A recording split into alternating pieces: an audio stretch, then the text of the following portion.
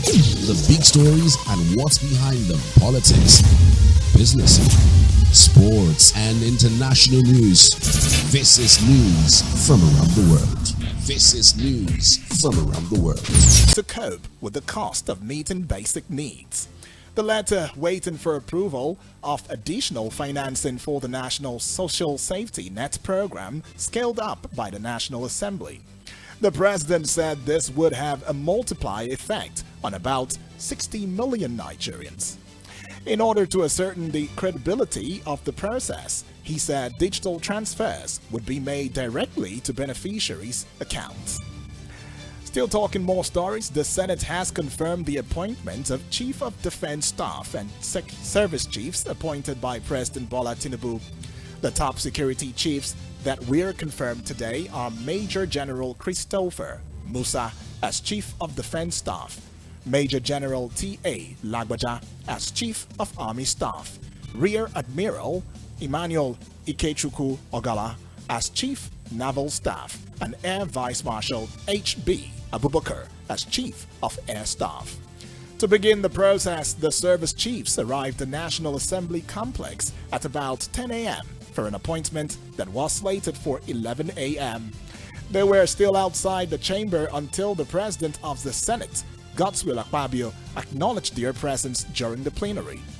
After their presence were acknowledged through a motion moved by the Senate leader, Senator Michael Bamidele Okweyemi, Senate President suspend order there to Order 60 in the Senate Standing Orders 2022 as amended to enable the chamber attend to them. Okweyemi said the Senate do consider the request of President and Commander-in-Chief of the Armed Forces of the Federal Republic of Nigeria on the confirmation of nomination of service chiefs.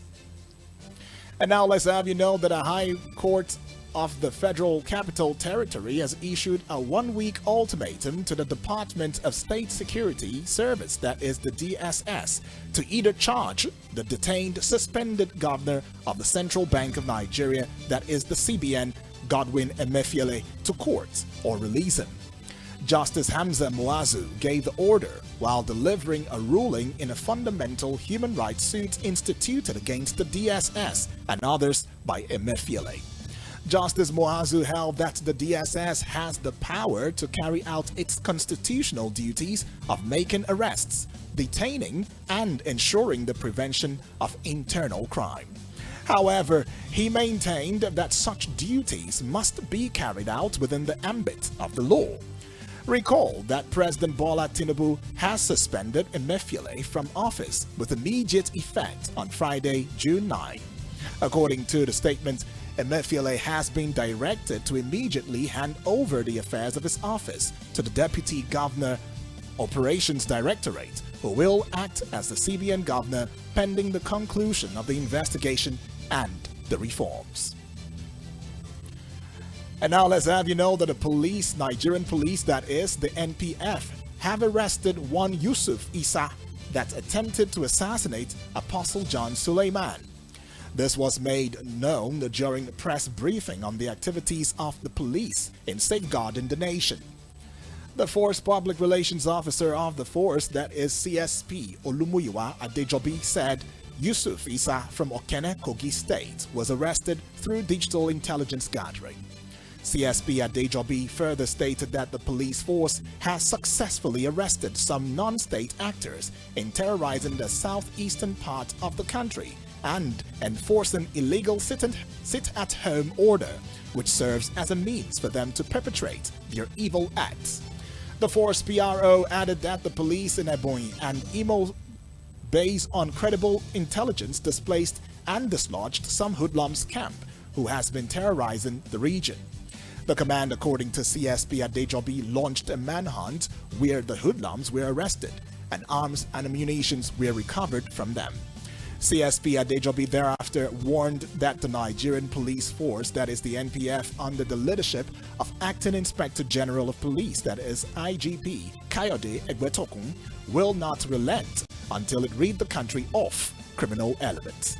He assured the general public that the police will continue to synergize and collaborate with other sister security agencies to ensure a safer Nigeria.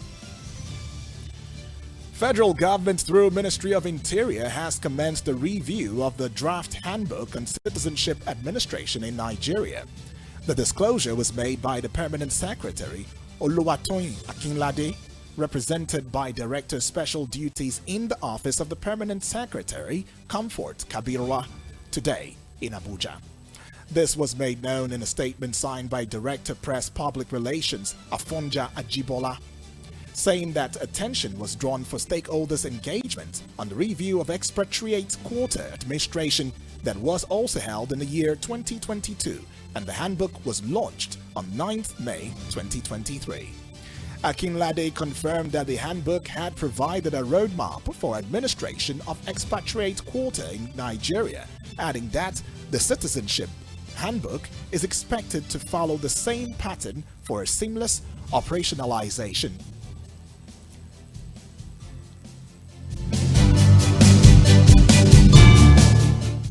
You are listening to the World News at 6 on Voice of the People 96.1 FM Abuja. After the break, foreign stories.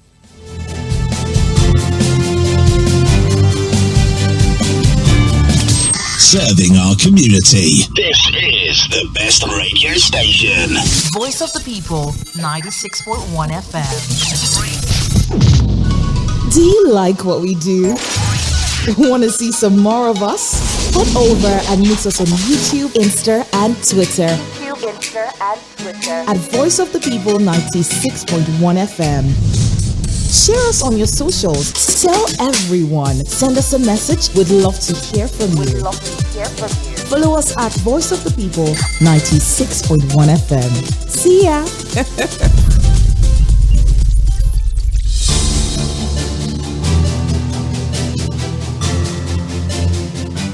Welcome back and thank you for staying with us. And now let's talk stories on the foreign scene. And on the foreign scene, let's have you know that the bodies of at least 87 people allegedly killed by the Rapid Support Forces in Sudan have been found in a mass grave. The organization said Masalit people were among those buried in a shallow grave just outside El Geneina. Fierce fighting between the RSF and Sudan's armed forces has been continuing since April, but the RSF and their allied militias have denied any involvement in the recent fighting in West Darfur. Thousands have died and millions have been forced from their homes as a result of fighting between Sudan's regular army, led by Abdel Fattah al-Burhan, and the RSF, led by al-Burhan's former deputy, Mohamed Daglo, known as Hamedti. The UN said at least 37 bodies were buried in the West Darfur region on 20th June, and another 50 at the same site the next day. Among those buried were women and children. Still from the foreign scene, a top Russian general says he has been removed from his post in Ukraine after telling military chiefs the truth about the dire situation on the front line. Major General Ivan Popov was the commander of the 58th Army, which has been fighting in the southern Zaporizhzhia region. In a voice message, Major General Popov said he raised questions about high casualty rate and lack of artillery support. Among the issues Major General Popov said he highlighted to his superiors were the lack of proper counter-battery systems to help repel Ukrainian artillery attacks, as well as a lack of military intelligence. The commander said his dismissal was demanded by senior commanders who he accused of treason and approved by the Russian Defense Minister Sergei Shoigu. Russian military bloggers, often the most insightful form of information in the absence of official comment from Moscow, reported that the order to dismiss Major General Popov had come from the head of Russia's armed forces, General Valery Gerasimov. And now let's take you to the world of sports and have you know that the Super Eagles may draw against arch-rivals Ghana, South Africa and Angola in the African qualifiers for the 2026 World Cup. The draw ceremony for the qualifying round of the 2026 World Cup holds in Abidjan, Ivory Coast today, hours after the 45th CAF Ordinary Assembly at the same venue. According to a statement from the Confederation of Africa Football, Africa will employ a single stage of World Cup qualification format for the next finals that will be co-hosted by the US, Canada, and Mexico. The decision ends the 3 qualification rounds format adopted in the past, which takes almost 2 years to complete.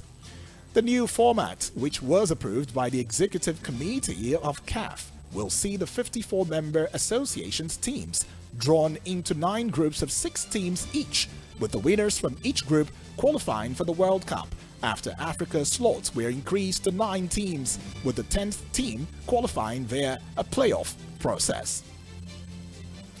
Still talking sports, Marketa Vondrousova became the first unseeded player to reach a Wimbledon women's final in the Open era after ending Elena Svitolina's inspired run.